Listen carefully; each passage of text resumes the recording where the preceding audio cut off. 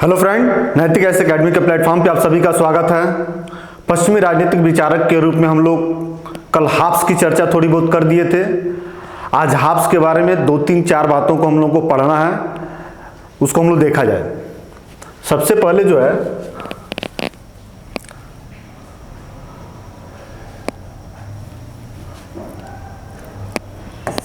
आधुनिक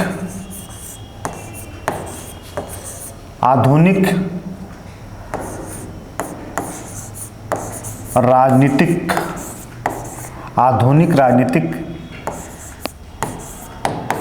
चिंतन की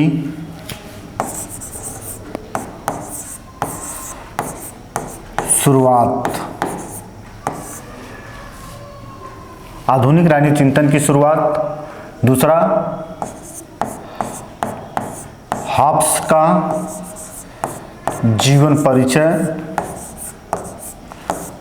परिचय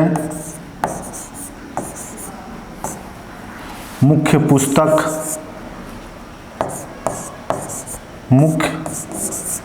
पुस्तक और हाब्स का जो सिद्धांत है वह है सामाजिक समझौते का सिद्धांत। सामाजिक समझौते का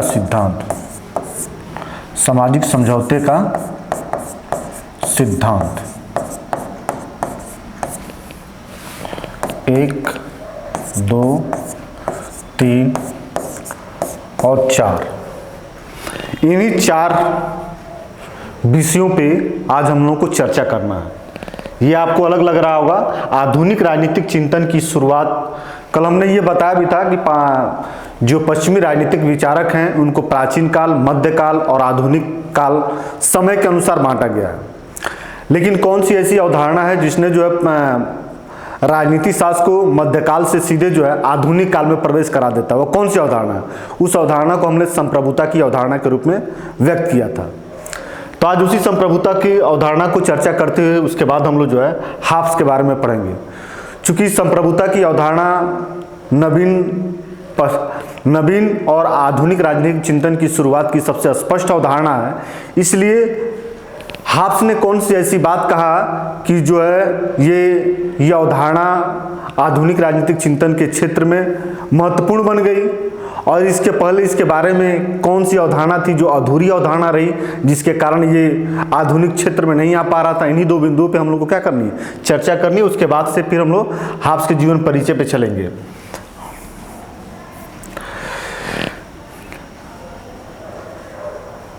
प्रोफेसर जोन्स के स्टेटमेंट से हम लोग जो है अपने इस क्लास की, आज की क्लास की स्टार्ट करेंगे।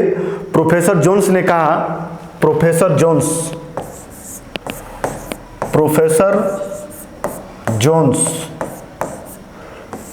जोन्स ने कहा,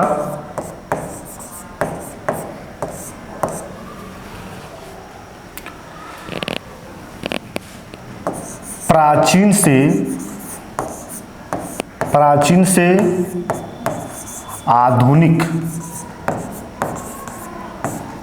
से आधुनिक युग में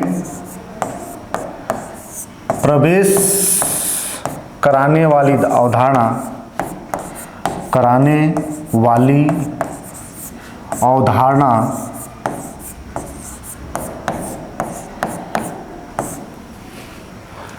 प्राचीन से आधुनिक युग में प्रवेश करने वाली अवधारणा संप्रभुता की अवधारणा है। संप्रभुता की अवधारणा है, ठीक है। प्रोफेसर जोन्स के इस स्टेटमेंट से हम लोग जो है संप्रभुता की अवधारणा के बारे में थोड़ा सा जानेंगे कि हाब्स ने क्या कह दिया, जिसके कारण इसको नवीन आधुनिक राजनीतिक चिंतन के क्षेत्र में सबसे बड़ी अवधारणा मानी गई। इसी को माना गया कि यह संप्रभुता के आने से ही आधुनिक राजनीतिक चिंतन की शुरुआत होती है। और संप्रभुता के बारे में क्या अधूरी बात कही गई थी, जिसके कारण इसको आधुनिक राजनीतिक चिंतन के क्षेत्र में नहीं रखा जा रहा था। तो हम लोग संप्रभुता के बारे में 2 विचारकों के विचारों को हम लोग पढ़ेंगे इस दृष्टि से। एक तो बोधा की संप्रभुता की अवधारणा पढ़ेंगे, उसके बाद हाब्स की अवधारणा पढ़ेंगे। बोधा ने भी संप्रभुता की अवधारणा दिया, लेकिन उस अवधारणा में कुछ अधूरापन था, जिसके कारण संप्रभुता की आधुनिक राजनीतिक चिंतन की आधारभूत अवधारणा के रूप में या स्टार्टिंग वाली अवधारणा के रूप में स्वीकार नहीं किया गया। और उसी आधारभूत जो बोधा की आधारभूत अवधारणा थी, जो आदि अधूरा संप्रभुता के बारे में जो बातें थी, उस बात को समाप्त करके हाब्स ने जो बातें कह दिया, जिसके कारण इसको पश्चिमी राजनीतिक चिंतन के आधुनिक राजनीतिक चिंतन के इतिहास में बदल दिया। इस चीज़ को हम लोग को जानना है। देखिए, संप्रभुता की बृहद अवधारणा जो है हम लोग राजनीतिक सिद्धांत के अंतर्गत हम लोग को करना है। फिलहाल यहाँ हम लोग को हाब्स को पढ़ना है, और हाब्स किसी विचार ने नवीन राजनीतिक चिंतन को जन्म दिया, इसलिए थोड़ी सी हम लोग को इनको चर्चा कर देना है। तो जो संप्रभुता की अवधारणा है, तो प्रोफेसर ने बोधा जो है, बोधा एक राजनीतिक विचारक है, जिसने कहा संप्रभुता ऐसी सर्वोच्च शक्ति है, संप्रभुता ऐसी सर्वोच्च शक्ति है, संप्रभुता ऐसी सर्वोच्च शक्ति है, संप्रभुता ऐसी सर्वोच्च शक्ति है जो कानून द्वारा प्रतिबंधित नहीं,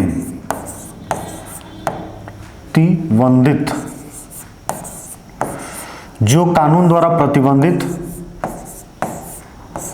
नहीं है। ठीक है, बोधा ने कहा संप्रभुता ऐसी सर्वोच्च शक्ति है, संप्रभुता ऐसी सर्वोच्च शक्ति है जो कानून द्वारा प्रतिबंधित नहीं है।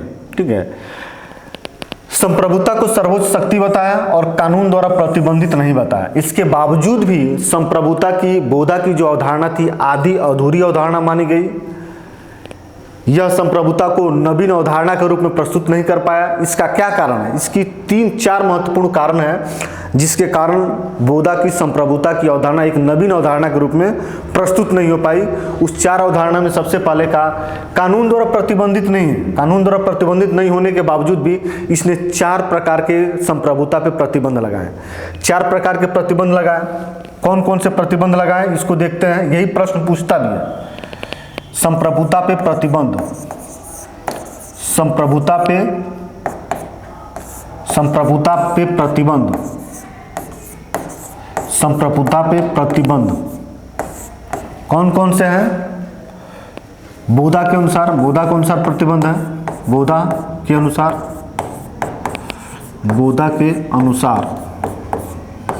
ठीक है। पहला प्राकृतिक कानून, दूसरा ईश्वरीय कानून,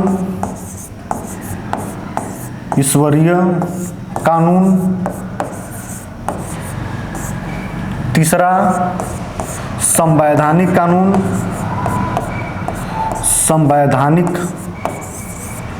कानून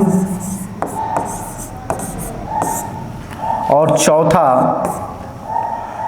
संपत्ति।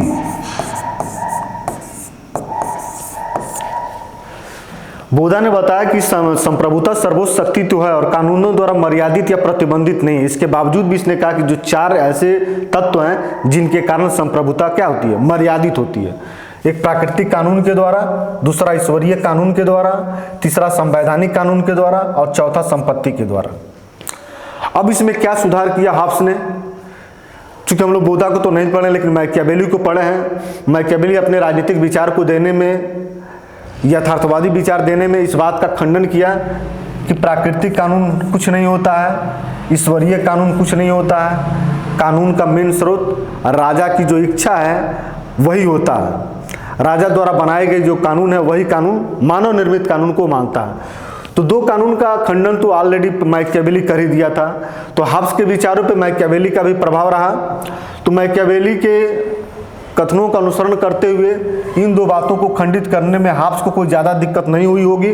तो हाब्स भी क्या करता है कि जो संप्रभुता को बताता है कि संप्रभुता एक सर्वोच्च शक्ति है जिस पर प्राकृतिक कानून, ईश्वरीय कानून का कोई प्रतिबंध नहीं है। इसके साथ ही साथ ये भी कहता है कि संवैधानिक कानून का भी कोई प्रतिबंध उसके ऊपर नहीं है और संपत्ति का भी कोई प्रतिबंध नहीं है। बोधा ने संप्रभुता पे जो 4 मर्यादाएं लगाया, 4 जो है प्रतिबंध लगाया, हाब्स उसी चारों प्रतिबंधों को समाप्त करके एक सर्वोच्च शक्ति के रूप में स्थापित करता है और बताता है कि जो संप्रभुता है उस पर किसी प्रकार की कोई मर्यादा नहीं है। लास्ट में जाते जाते संप्रभुता के अस्तित्व के लिए सुरक्षा को आधार बनाता है, इसलिए कहता है कि केवल एक ही परिसीमा हो सकती है, वह है आत्मरक्षा। आत्मरक्षा एक आधार बताता है जिसके आधार पे संप्रभुता को मर्यादित किया जा सकता है, वह सुरक्षा की दृष्टि से वह व्यक्ति की आत्मरक्षा। व्यक्ति अपनी आत्मरक्षा करते हुए संप्रभुता की अवहेलना भी कर सकता है और संप्रभुता को क्या कर सकता है, खंडित भी कर सकता है। तो बोधा द्वारा बताई गई संप्रभुता की जो सर्वोच्चता है वो 4 आधारों पे चूंकि मर्यादित थी, इसलिए इसके संप्रभुता संबंधी अवधारणा को आधा अधूरा माना गया और इन्हीं मर्यादाओं को हाब्स ने समाप्त करके एक अमर्यादित अपरिसीमित बिना किसी बंधन की संप्रभुता की अवधारणा को स्वीकार किया, जिसके कारण संप्रभुता संबंधी हाब्स की अवधारणा एक नवीन राजनीतिक चिंतन की इतिहास को उदय कर दिया। ठीक है, ये बातें हम लोग को जानने के बाद अब हम लोग आते हैं हाब्स का जीवन परिचय। हम लोग को हाब्स को ही पढ़ना है। हाब्स का जीवन परिचय, जितने भी राजनीतिक विचारकों को पढ़ना, उनके जीवन में बहुत उठापटक समस्याएं, संघर्ष, ये सब बनी रहती है। जितने भी राजनीतिक विचारक होंगे उनके पास समस्याएं तमाम तरह की रहती हैं। वो सुख सुविधाओं से मिली हुई सुख सुविधाओं को ठोकर मार के अपनी स्वायत्त जो राजनीतिक चिंतन होती है उसी को करते हैं। हाब्स के साथ भी यही कंडीशन रहा। जैसे अरस्तु अपने जीवन को बचाने के लिए भागा, कहा, ठीक इसी तरह मैकियावेली के भी जीवन में अंत में मैकियावेली का अंत एक अच्छे राजनीतिक चिंतन के होने के बावजूद उसका अंत जो है एक निर्धन व्यक्ति की तरह उसका अंतिम संस्कार किया गया। कोई मान मर्यादा प्रतिष्ठा राजकीय के द्वारा नहीं दिया गया। ठीक यही हाल हाब्स के द्वारा भी होता है। अभी उसके हाब्स के अंत को बाद में पढ़ेंगे, लेकिन हमने एक उदाहरण बताया कि जितने भी राजनीतिक चिंतक होते हैं वह अपनी स्वतंत्र विचार देने के कारण, वह समाज से सामाजिक प्रथा परंपराओं की अवहेलना के कारण या राज्य की जो सत्ता होती है उस सत्ता को भी कहीं ना कहीं ये उसकी मान मर्यादाओं को खंडित करते हैं अपने स्वतंत्र राजनीतिक विचारकों के कारण, जिसके कारण वो सत्ता का विरोध का और सत्ता की दंड का सामना उन्हें करना पड़ता है। तो ये स्थिति हाब्स के साथ भी आई। लेकिन पहले हम लोग हाब्स की राजनीतिक परिचय को देखते हैं, परिचय को देखते हैं, इसके जीवन परिचय को देखते हैं। हाब्स का जीवन परिचय, हाब्स का जीवन परिचय, हाब्स का जीवन परिचय। ठीक है, हाब्स का जीवन परिचय क्या है? हाब्स का जन्म जो है, जन्म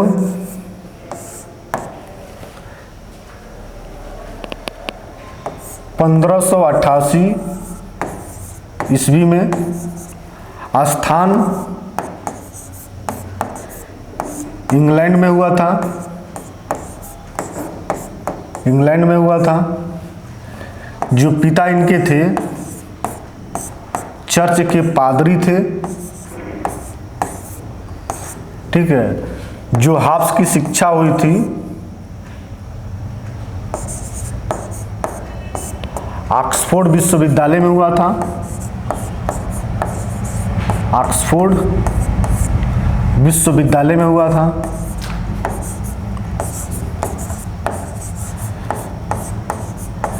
ऑक्सफोर्ड विश्वविद्यालय में हुआ था। देखिए, इस बात को यहाँ थोड़ा सा हम लोग देख ले जाए कि पारिवारिक परिवेश, हाब्स को जो पारिवारिक परिवेश मिला वह उच्च कुल वाला मिला, बहुत शिक्षित वाला मिला, धार्मिक परिवार वाला इसको माहौल मिला। लेकिन हाब्स जो है अपने पिता के समान धर्म में आस्था नहीं रखता था। धार्मिक आस्था उसे नहीं थी और धार्मिक मूल्य मान्यताओं के में उसके विचार नहीं थे, बल्कि धर्म से वह स्वतंत्र विचार को रखता था।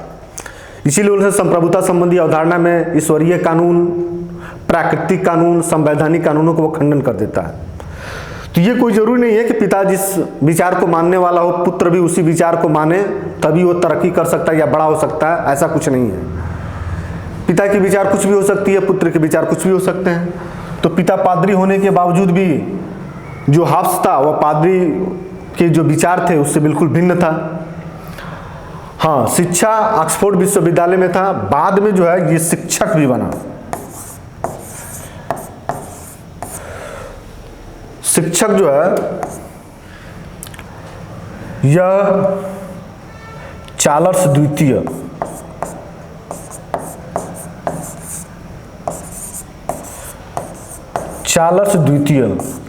को गणित पढ़ाता था। गणित शास्त्र का चार्ल्स द्वितीय जो युवराज था इंग्लैंड का। अभी इसको हम बताते हैं कि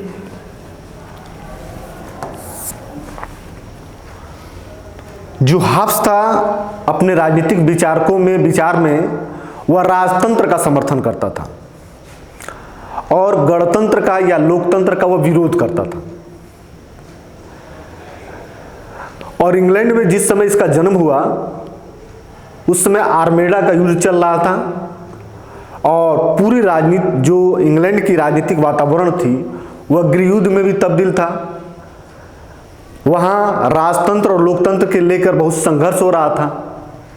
ऐसी स्थिति में वह लोकतंत्र का समर्थन न करके राजतंत्र का समर्थन किया। जैसे ही इस लड़ाई में लोकतंत्र के पक्ष को मजबूती मिलती है और पार्लियामेंट का विजय होता है और राजतंत्र की हार होती है, तो अपनी जान बचाने, चूंकि ये राजतंत्र का समर्थक था, लोकतांत्रिक शासन व्यवस्था स्थापित होने के बाद ये इसे भय लगने लगा कि राजतंत्र के समर्थकों को जेल में डाल दिया जाएगा। तो ये जो अपनी जान बचाने के लिए भाग गया कहाँ? फ्रांस गया। तो फ्रांस में ही चार्ल्स, वहाँ इंग्लैंड के जो युवराज थे, भावी वहाँ का शासक चार्ल्स द्वितीय को पेरिस में जो है गणित शास्त्र का शिक्षक बना और उसने शिक्षा दीक्षा का काम कर रहा था वहाँ पे।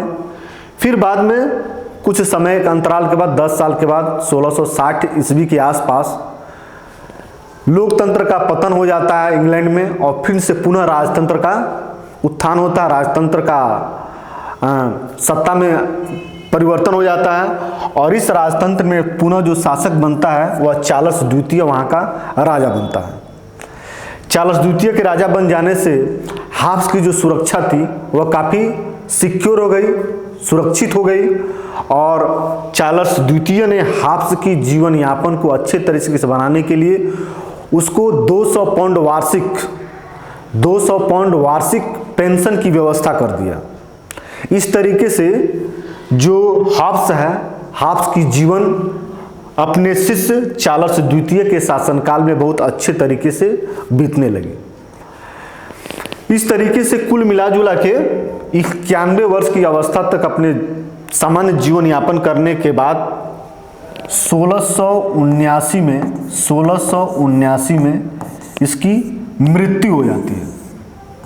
ठीक है, 1679 में हाफ्स की मृत्यु हो जाती है, वह 91 वर्ष की अवस्था में।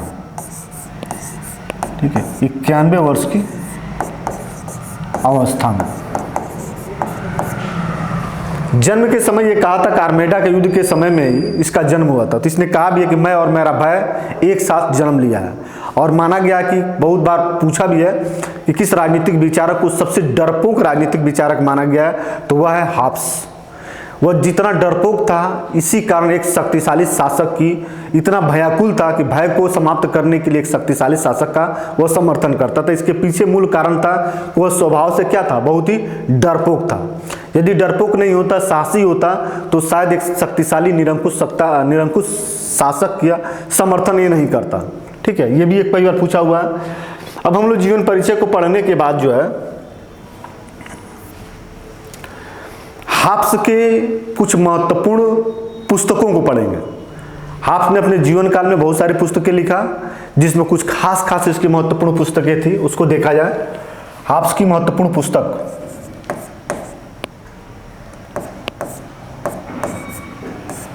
हाफ्स की महत्वपूर्ण पुस्तक, हाफ्स की महत्वपूर्ण पुस्तक, ठीक है, पहला है डी सीवे जिसको इसने लिखा था 1642 में, ठीक है। दूसरा लेवियाथन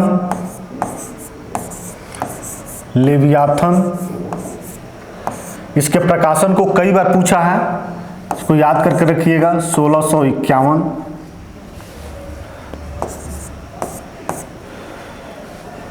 डी कारपोरे पॉलिटिका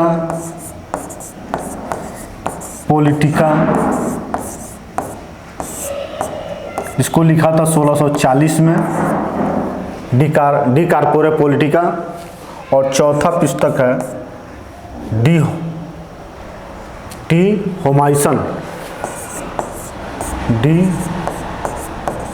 होमाइसन। पांचवा पुस्तक लिखा था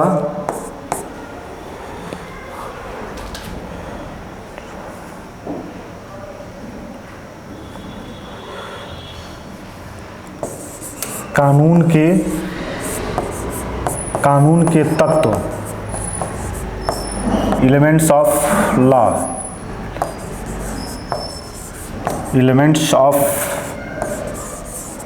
लॉ, ठीक है। और छठा पुस्तक लिखा था गृह युद्ध पर डायलॉग, गृह युद्ध पर वार्तालाप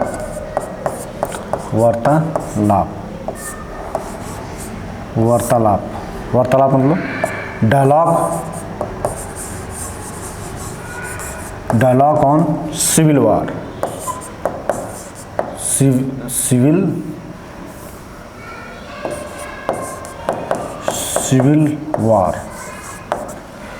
डायलॉग ऑन सिविल वार या गृह युद्ध पर वार्तालाप, गृह युद्ध पर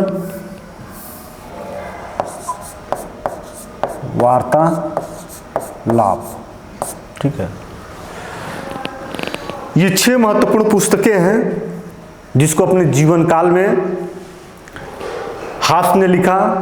हाफ्स चूंकि शिक्षक था तो लेखन का कार्य इसने ज़्यादा किया। जितने भी राजनीतिक विचारक हैं, सभी राजनीतिक विचारकों ने, चाहे वो शिक्षक हो चाहे शिक्षक के पद पे न रहे हों, लगभग पुस्तकों को उन लोगों ने अपने सामान्य जीवन में लिखा। अपने राजनीतिक विचारकों को प्रस्तुत करने के लिए, बताने के लिए, अपने अनुभव को बताने के लिए उन्होंने पुस्तकों को लिखा। तो ये जो है 6 महत्वपूर्ण पुस्तक है, जिसमें जो है सबसे महत्वपूर्ण पुस्तक इसकी यही मानी जाती है लेवियाथन।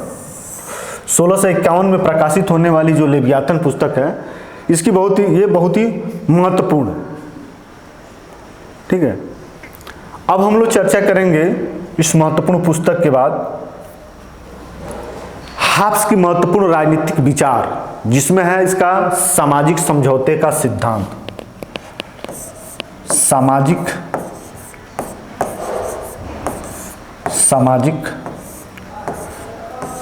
समझौते का सिद्धांत, सामाजिक समझौते का सिद्धांत, सामाजिक समझौते का सिद्धांत। सामाजिक समझौते के सिद्धांत के साथ 3 नाम जो है स्पष्ट रूप से जुड़ा हुआ, हाफ्स, लाक और रूसो। हाफ्स, लाक, रूसो सामाजिक समझौते के सिद्धांत देने वाले त्रिमूर्ति लोग हैं। त्रिमूर्ति या सामाजिक समझौते का जो सिद्धांत देने वाले त्रिमूर्ति कौन है, तो हाफ्स, लाक, रूसो हैं। लेकिन यहाँ जो है हम लोग चूंकि विचारक के रूप में हाफ्स को पढ़ रहे हैं, तो हम केवल यहाँ सामाजिक समझौते के सिद्धांत में हाफ्स के विचारों को ही चर्चा करेंगे। सामाजिक समझौते के सिद्धांत के माध्यम से हाफ्स जो है राज्य की उत्पत्ति के बारे में बताया, शासक के बारे में बताया, और राज्य व्यक्ति के लिए कितना आवश्यक है इस चीज को बताया। तो सामाजिक समझौते के सिद्धांत में ये 4 बातें जो है बताने का प्रयास करता है, और उन्हीं 4 बातों में से प्रश्न आपको बना के प्रतियोगी परीक्षाओं में पूछता भी है। इसलिए इन 4 बातों को जानना जरूरी है। सामाजिक समझौते का सिद्धांत देने से पहले किन किन बातों पर चर्चा करता है, तो पहला चर्चा करता है मानव स्वभाव पे, मानव स्वभाव पे, दूसरा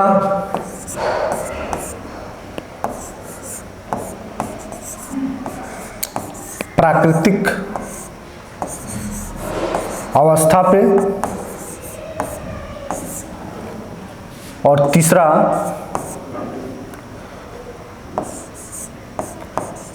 प्राकृतिक अधिकार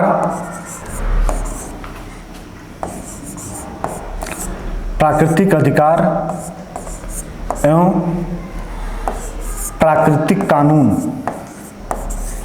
प्राकृतिक अधिकार एवं प्राकृतिक कानून। ठीक है। और इसके बाद चौथी जो बात ये कहता है, चौथी बात वह है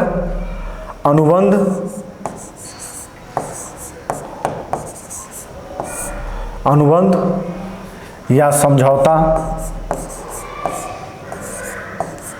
अनुबंध या समझौता। ठीक है। फिर राज्य की उत्पत्ति, राज्य की उत्पत्ति, और पांचवा जो बात बताता है संप्रभुता का स्वरूप, संप्रभुता का स्वरूप। आप सबने सामाजिक समझौते के सिद्धांत को स्पष्ट करने के लिए इन 4 मूल बिंदुओं पे क्या किया, 5 मूल बिंदुओं पे चर्चा किया, और इन्हीं पांचों को समझने के बाद हम हाब्स के सामाजिक समझौते के सिद्धांत को पूरी तरीके से समझ जाएंगे। तो इन पांचों पर पहले एक एक करके सब पे थोड़ी थोड़ी चर्चा किया जाए, क्योंकि इन्हीं सब चीजों से प्रश्न बनता भी है। ठीक है। तो आइए पहले हम लोग सबसे पहले चर्चा किया जाए मानव स्वभाव पे।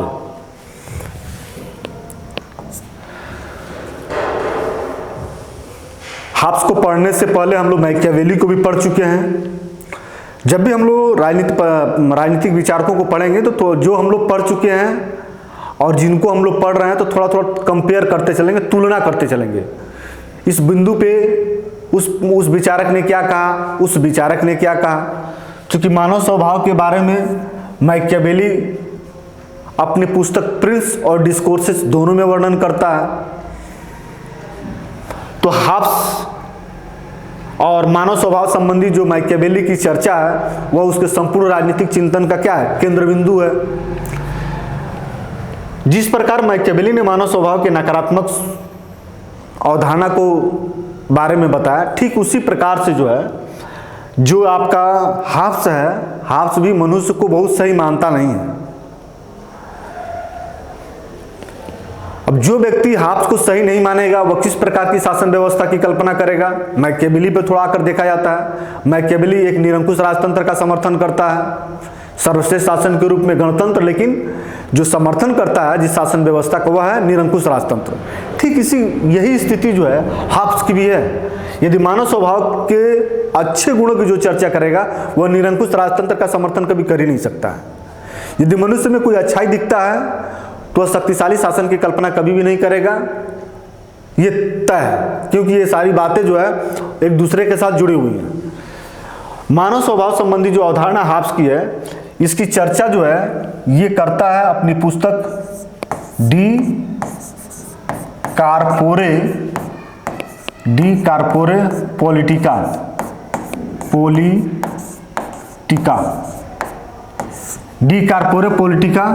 और लेवियाथन।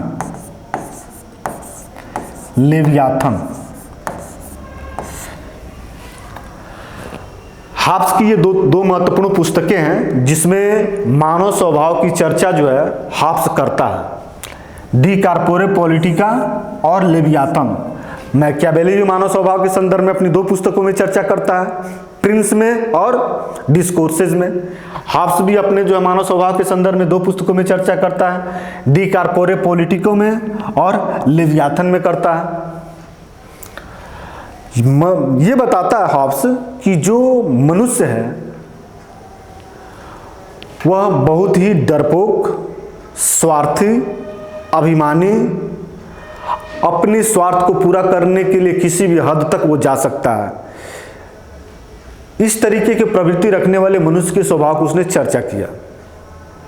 ठीक है, तो अपने सामाजिक समझौते के सिद्धांत में मनुष्य क्या है, उसका एक मूल केंद्र बिंदु है और मनुष्य के इसी स्वभाव से वो सामाजिक समझौते की शुरुआत करता है। तो मनुष्य कैसा है, अच्छा नहीं है बल्कि बहुत ही बुरा है, बहुत ही दुष्ट है, बहुत सारी अवगुण और बुराइयों से ये युक्त है।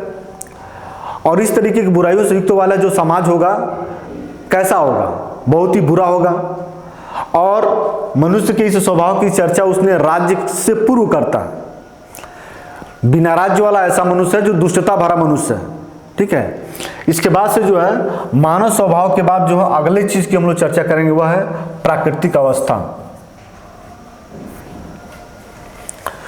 हाब्स एक बार और बता देना, हाब्स अपने सामाजिक समझौते के सिद्धांत में क्रमवार जो है बातों को बताता है। पहले मानव स्वभाव की चर्चा करता है, ये कई बार पूछा भी है कि हाब्स के सामाजिक समझौता का क्रम कैसा है। पहले मानव स्वभाव, उसका प्राकृतिक अवस्था, उसका प्राकृतिक अधिकार और प्राकृतिक कानून, तब समझौता कराता, तब राज्य आता, तब जो है संप्रभुता आता, यही इसका क्रम। तो मनुष्य के बारे में इसने बता दिया कि मनुष्य क्या दुष्ट है, घमंडी है, स्वार्थी है, लालची है, प्रतिस्पर्धी है, तमाम तरह के अवगुणों से युक्त यह व्यक्ति है। और इसी बुराइयों के कारण जो है समाज में अराजकता बनी रहती है, समाज में संघर्ष होता रहता है, अपने अपने स्वार्थ की पूर्ति के लिए हर व्यक्ति दूसरे व्यक्ति के साथ लड़ाई झगड़ा करते रहता है। इस अवस्था भरी समाज क्या में कोई ऐसी संस्था नहीं थी जिसके कारण क्या हो वह शांति व्यवस्था बनाई रखी जाए। अब इसके बाद आता है जो दूसरा है प्राकृतिक अवस्था।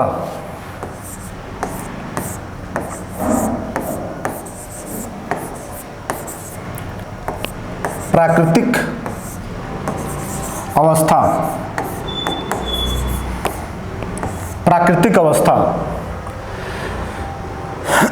प्राकृतिक अवस्था वह अवस्था है जो राजविहीन की अवस्था है, अराजकता की स्थिति है।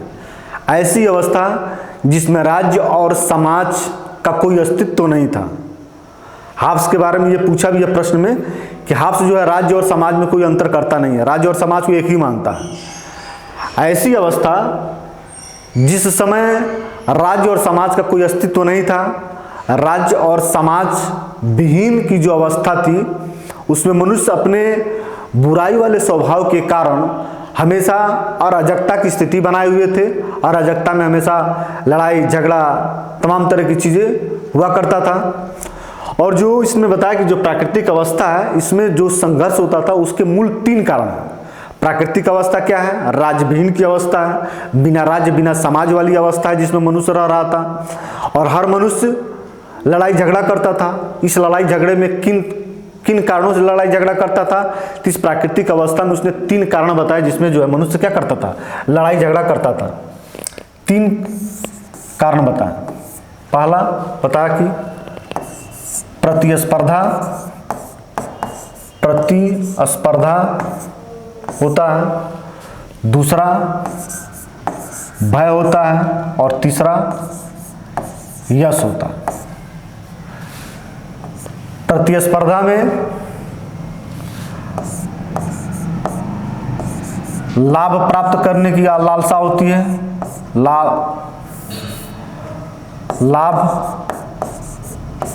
या स्वार्थ प्राप्ति करने की बात होती है। भय में सुरक्षा होता है और यश में प्रसिद्धि।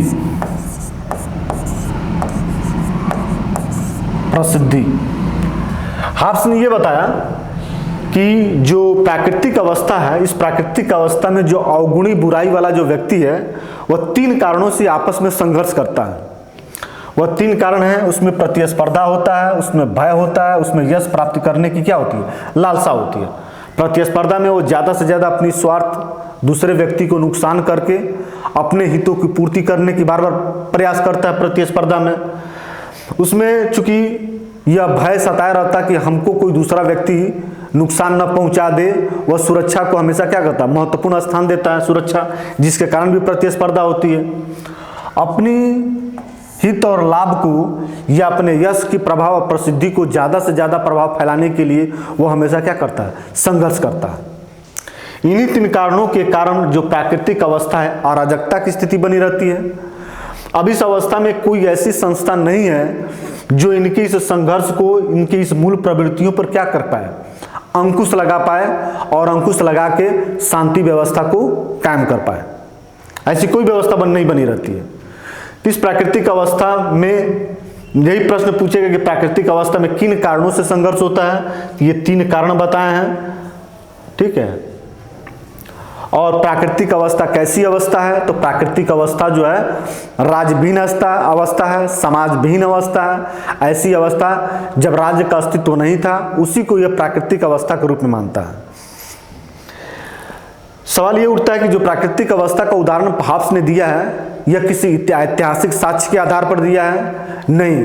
तो हाब्स इतिहास का विद्यार्थी नहीं था कि इतिहास में वह ऐसे पाषाण युग या नवपाषाण युग जहाँ से इतिहास की शुरुआत होती है, ऐसे समाज जहाँ मनुष्य का उदय होता है और मनुष्य प्रारंभ में कैसा था, फिर अपने जीवन यापन कैसे किया, वह अवस्था राजविहीन वाली अवस्था, तो उसका उदाहरण नहीं लेता है। यह केवल इस बात को मानता है कि चूंकि वह अपने समय में, अपने जीवन काल में जो इंग्लैंड की गृह युद्ध की स्थिति थी, उस स्थिति में देखता है जहां राजतंत्र और लोकतंत्र की लड़ाइयां लड़ी जा रही थी और सत्ता एक कहीं कायम नहीं था, तो राजविहीन की अवस्था मानते हुए उसकी कल्पना करता है कि मनुष्य में ये दुष्टता भरी स्वभाव नहीं होती तो राजतंत्र और लोकतंत्र की लड़ाई वो नहीं लड़ता। इसीलिए कहा कि सत्ताविहीन या राजविहीन की कल्पना करता है। ये उसकी जो मानवीय, जो प्राकृतिक अवस्था की जो सोच है, उसकी कल्पना पे आधारित है, कल्पना पे आधारित है, कल्पना पे आधारित है। इसका कोई ऐतिहासिक साक्ष्य नहीं देता है, कल्पना पे आधारित है। और उसके सामने जो गृह युद्ध की वातावरण बना हुआ था, वह एक उदाहरण बनता है इस प्राकृतिक अवस्था की कल्पना करने में, ठीक है। तो ये भी कई बार पूछता है कि उसकी जो प्राकृतिक अवस्था कल्पना पे आधारित है, क्या ऐतिहासिक साक्ष्य पे आधारित है, या जिस समय वो जीवन यापन कर रहा था उस समय का जो वातावरण था, वह वातावरण ही उसके दिमाग में इस तरह की कल्पना को भर दिया। ये सारी बातें जो है पूछता है। तो आप मान के चलिएगा कि ये कल्पना पे आधारित है और जो इंग्लैंड का वातावरण है, वह वातावरण ही इस तरीके से सोचने के लिए क्या करता है, विवश करता है। प्राकृतिक अवस्था के बाद जिस बात की चर्चा करता है वह है प्राकृतिक कानून, प्राकृतिक अधिकार। तीसरी जो बातें हैं वह है प्राकृतिक अधिकार, प्राकृतिक अधिकार और प्राकृतिक कानून, प्राकृतिक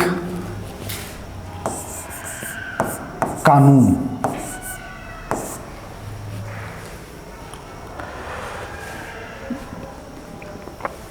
हाब्स जो है मनुष्य को बताता है कि उसके पास प्राकृतिक अधिकार थे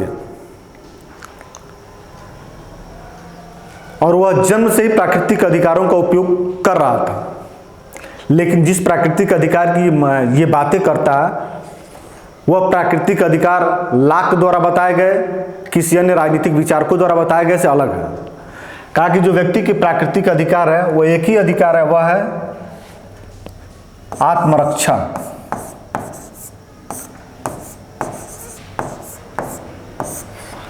आत्मरक्षा जो है व्यक्ति को जन्म से प्राकृतिक अधिकार के रूप में मिला हुआ है। इसी आत्मरक्षा की भय से और इस आत्मरक्षा की पूर्ति के लिए प्रकृति ने कुछ कानून भी बना के दिए, प्रकृति ने कुछ नियम भी दिए हुए। इन प्राकृतिक नियमों में वो बताता है कुल 19 प्राकृतिक नियम हैं, 19 प्राकृतिक नियम हैं। इन नियमों को हर मनुष्य जानता भी है, लेकिन इन नियमों को वह पालन नहीं करता है, जिसके कारण न तो उसकी आत्मरक्षा सुरक्षित रह पाती है और न ही समाज में शांति और व्यवस्था स्थापित रह पाता है। प्राकृतिक अधिकार में आत्मरक्षा को प्राकृतिक अधिकार मानता और किसी को नहीं मानता है। दूसरा, जिन प्राकृतिक नियमों की बात करता है, कुल 19 प्राकृतिक नियम की बात करता है। इस 19 प्राकृतिक नियम में 3 जो प्राकृतिक नियम हैं वो बहुत ही महत्वपूर्ण है। 3 प्राकृतिक नियम में कौन? पहला प्राकृतिक नियम है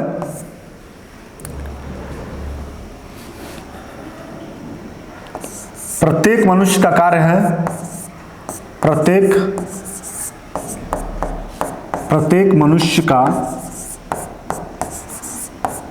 मनुष्य का कार्य है शांति को स्थापित करना, शांति को स्थापित करना।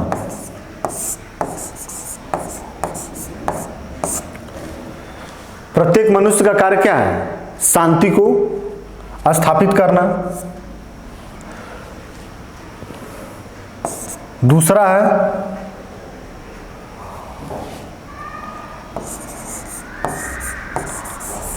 अपनी सुरक्षा करना। और तीसरा है समझौते का पालन करना।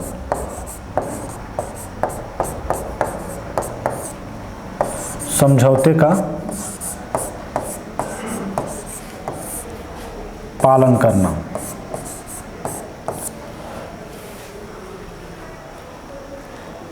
यह हर मनुष्य जानता है कि अपने अधिकारों का प्रयोग करते हुए यह भी उसका दायित्व है कि वह जो है समाज में शांति को स्थापित करे। आपकी आत्मरक्षा का आपका अधिकार है, लेकिन अपनी रक्षा को बचाते हुए दूसरे की भी रक्षा हनन ना हो, इस बात की भी क्या है? कानून था, इस बात की भी जानकारी थी।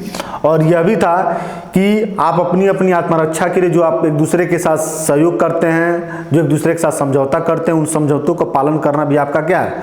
दायित्व है। इन 3 बातों को प्राकृतिक नियमों की श्रेणी में सबसे महत्वपूर्ण स्थान देता है और बताता है कि चूंकि ये प्राकृतिक जो नियम है, मनुष्य को जानकारी होती है, लेकिन प्राकृतिक नियमों को पालन करवाने के लिए कोई तटस्थ और निरंकुश सत्ता नहीं होती है, जिसके कारण मनुष्य में क्या होता है? अपने अपने प्राकृतिक अधिकारों को लेकर, अपने अपने स्वार्थपूर्ति को लेकर हमेशा टकराहट और संघर्ष होती रहती है। अब इन्हीं प्राकृतिक नियमों को लागू करने के लिए मनुष्य क्या करता है? समझौता करता है। और उसे पता भी है कि जो हम समझौता करेंगे उस समझौता का पालन करना भी उनका क्या है? प्रमुख दायित्व है। यदि वो सामाजिक समझौता नहीं करते हैं तो निरंतर संघर्ष की स्थिति समाज में बनी रहेगी और यह संघर्ष उसके विकास में सबसे बड़ा बाधक होगा। उसकी विकास हो ही नहीं सकती है। अपने विकास को बढ़ाने के लिए और संघर्ष और अशांति को दूर करने के लिए मनुष्य विवश होकर इसी प्राकृतिक कानून को लागू करवाने के लिए एक तटस्थ और निरंकुश शक्ति की स्थापना करने के लिए आपस में क्या करते हैं? समझौता करते हैं। अब जो चौथा पार्ट इसका आता है, जो क्रमवार जो है, वह है समझौता या अनुबंध।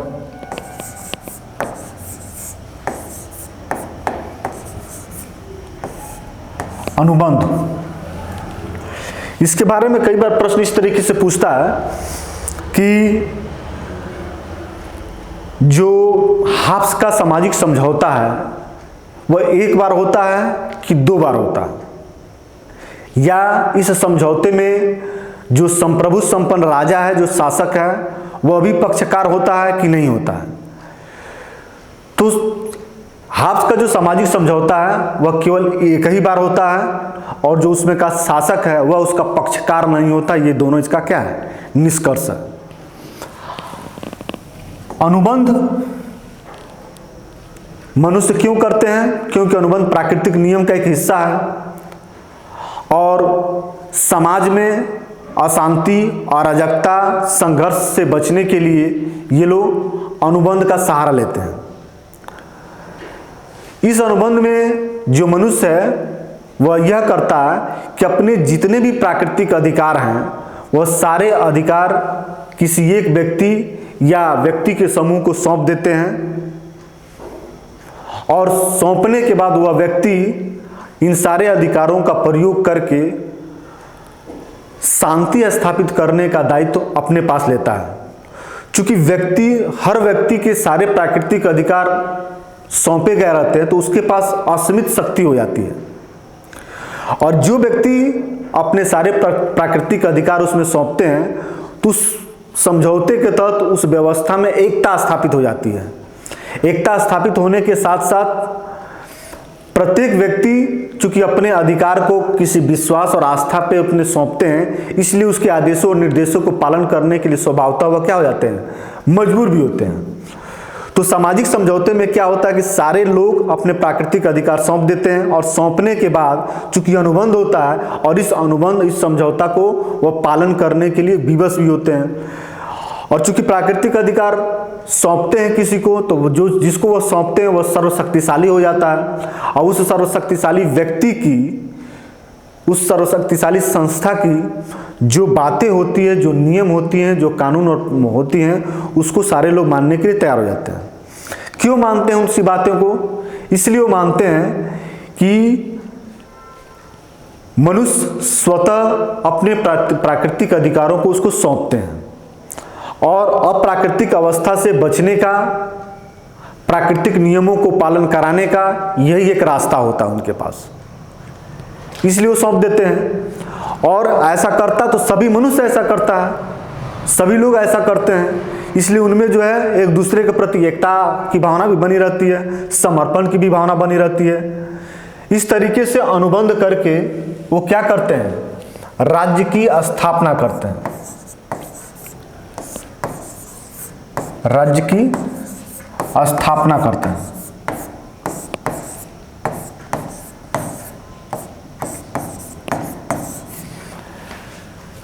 राज्य कब आया? जब मनुष्यों ने अपने सारे प्राकृतिक अधिकार किसी एक व्यक्ति को या व्यक्तियों के समूह को सौंप दिया और उसके आदेशों निर्देशों को पालन करने के लिए प्रतिबद्ध हुआ, तब राज्य क्या हुआ, अस्तित्व में आया। राज्य का अस्तित्व में आने के साथ ही साथ चूंकि सारे शक्ति सौंपे गए रहते हैं तो वह शक्ति के रूप में संप्रभुता का क्या होता है, उदय होता है। संप्रभुता का उदय होता है।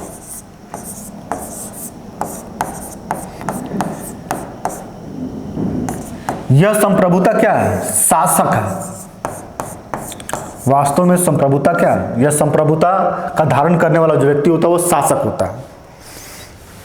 हाब्स जो है यहीं तक अपनी बातों को समाप्त नहीं करता है कि प्राकृतिक अवस्था से बचने के लिए व्यक्ति समझौता करके शासक उत्पन्न कर देता है या राज्य की स्थापना कर देता है या निरंकुश सर्वशक्तिशाली व्यक्ति की स्थापना कर देता है। इस शक्तिशाली शासक के साथ इनकी शक्ति बताने के साथ साथ इनकी क्या क्या शक्तियां होंगी और इनके क्या क्या दायित्व होंगे, इसकी भी चर्चा वह करता है। सबसे पहले इस संप्रभुता संपन्न जो शासक होता है, इनकी क्या क्या शक्तियां होती है, पहले उसकी वो चर्चा करता है। ये बताता है कि जो शासक है वह सारे नियम कानूनों से ऊपर है और वह सर्वशक्तिमान है। वह जनता के प्रति या किसी व्यवस्था के प्रति कोई जवाबदेही उसकी नहीं है। उसकी इच्छा ही कानून है और उसके आदेश ही कानून है और जो जनता है, जो नागरिक है, उसके आदेशों और इच्छाओं और कानूनों को पालन करने के लिए विवश है। विवश होने के पीछे मुख्य कारण यह है कि मनुष्यों ने अपने सारे अधिकार उसको सौंप दिए हैं। ये अधिकार विहीन हो गए हैं। अब अधिकार विहीनता की स्थिति में इनके विकास के लिए यह जरूरी है कि उस शासक के द्वारा जो भी अधिकार दिए जाएंगे, जो भी आदेश दिए जाएंगे, उन्हीं अधिकारों को पालन करते हुए अपना विकास कर पाएंगे। राजा के आदेशों की अवहेलना किसी भी शर्त पे, किसी भी कंडीशन में मान्य नहीं करता है, क्योंकि जो शासक है वह संप्रभु संपन्न है, सर्वोच्च शक्ति को रखने वाला है, निरंकुश है, सर्वाधिकारवादी है। उसकी इच्छाओं, उसके आदेशों को पालन अवहेलना करना व्यक्ति या नागरिक के अधिकार क्षेत्र से वंचित कर दिया गया है। उसके आदेशों को पालन करने में ही व्यक्ति का हित और अहित निश्चित है। इस तरीके से सर्वशक्ति संपन्न जो शासक की ये कल्पना करता है, संप्रभु संपन्न शक्ति की जो कल्पना करता है, उसमें वह सर्वाधिक शक्तिशाली हो जाता है।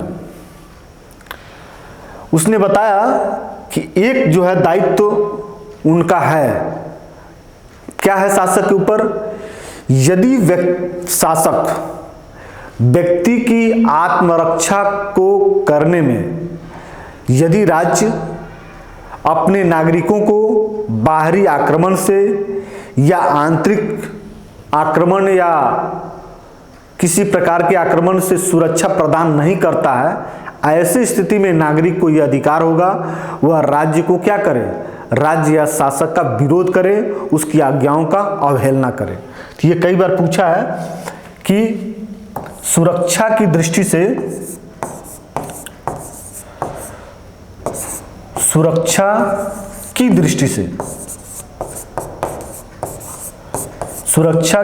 से जो व्यक्ति है, जो नागरिक है, वह राज्य के आदेशों का, अपनी समझौता का वह क्या कर सकता है, विरोध कर सकता है और खंडित कर सकता है।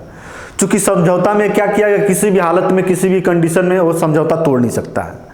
लेकिन राजा को केवल शक्ति ही नहीं, शासक को केवल शक्ति नहीं, शासक को कोई दायित्व भी सौंपा गया। यदि शासक व्यक्ति की आत्मरक्षा को करने में असमर्थ होता है, बाह्य आक्रमण से उनकी सुरक्षा प्रदान नहीं कर पाता है या आंतरिक सुरक्षा से उनको बचाव नहीं कर पाता, तो ऐसी स्थिति में उस राज्य के अस्तित्व और शासक के होने का कोई मतलब नहीं रह जाता है। इस स्थिति में सुरक्षा के दृष्टि से आत्मरक्षा की बचाव में प्रत्येक नागरिक को यह अधिकार देता है कि वह उस राजसत्ता को अवहेलना करे, उस राजसत्ता को क्या करे, वहां से हटा दे और उनके जगह पर किसी दूसरे राजसत्ता को बैठा दे। यह समझौता का एक हिस्सा है। इस तरीके से हाब्स ने अपने सामाजिक समझौते के सिद्धांत के माध्यम से जिस निरंकुश राजनीतिक सत्ता की स्थापना करता है, जिस एक संप्रभुता की अवधारणा का स्थापना करता है, उसमें सर्वाधिक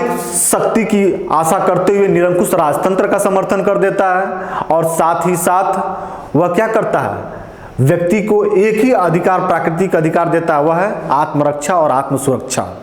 इसी आत्मरक्षा, कई बार पूछा है कि हाब्स जो है किस आधार पर राज्य की विरोध करने का अधिकार व्यक्तियों को देता है, तो वह है आत्मरक्षा या सुरक्षा, इन्हीं दो आधारों पर देता है। हाब्स के इन विचारों को समझने और के बाद जो इसका सामाजिक समझौते की आलोचना है, इसकी सामाजिक समझौते की आलोचना भी होती है, जैसे मानव स्वभाव संबंधी अवधारणा, इसकी सामाजिक समझौते की बहुत सारी आलोचना होती है। जिस आलोचनाओं को समय की अभाव होने के कारण आलोचना नहीं करेंगे, आलोचना कल किया जाएगा। अब जो पांचों पॉइंट्स हैं, इन्हीं पांचों पॉइंट से आपके प्रश्न जो है सामाजिक समझौते के सिद्धांत से हाब्स पे बनते हैं, जिसको क्लियरली आपको अपने मन मस्तिष्क पे बैठा लेना होगा और उसको समझना होगा। यदि इस चीज़ को समझे रहेंगे तो इस पे जितने भी कॉन्सेप्चुअल प्रश्न बनेंगे, उन प्रश्नों का उत्तर जो है आप आसानी से दे लेंगे। हम लोगों ने हाब्स के जीवन परिचय पुस्तक, उसकी अवधारणा से संबंधित कुछ तथ्य और कुछ विश्लेषण को पढ़ा, जाना, और इसको ध्यानपूर्वक थोड़ा सा एक दो बार और कायदे से पढ़ लेंगे तो और अच्छे तरीके से इसको समझ लेंगे। सामाजिक समझौते के सिद्धांत के बाद इसकी जो आलोचना वाली पक्ष है उसको भी जब जान जाएंगे तो सामाजिक समझौते का सिद्धांत और क्लियर तरीके से आपको क्या हो जाएगा, स्पष्ट हो जाएगा। आज का क्लास हमारा जो सामाजिक समझौते के हाब्स के संदर्भ में जो था यहीं तक था। आगे फिर पुनः जो है दूसरी अवधारणा के साथ हम लोगों की मुलाकात फिर कल होगी, और इस निर्देश और रिक्वेस्ट के साथ हम क्लास को बंद करेंगे कि आप अनवरत रूप से नोट्स को बनाते रहिए, तभी आपको ज़्यादा से ज़्यादा फायदा होगा। नोट्स बनाने का यह जो बार बार का हमारा जो आपका रिक्वेस्ट है, यह इस बात पे आधारित है कि आप बहुत मन लगा के और गंभीरता पूर्वक उसकी तैयारी पढ़ रहे हैं, इसका मतलब आप नोट्स बना रहे हैं तो इसका मतलब पढ़ रहे हैं। यदि नोट्स नहीं बना रहे हैं तो केवल वीडियो से ही आपका जो तैयारी है वह पूर्ण नहीं होगी। इन्हीं सब बातों के साथ आज का क्लास हम समाप्त कर रहे हैं। फिर हम जो है अगले वीडियो में आपसे मुलाकात होगी। धन्यवाद।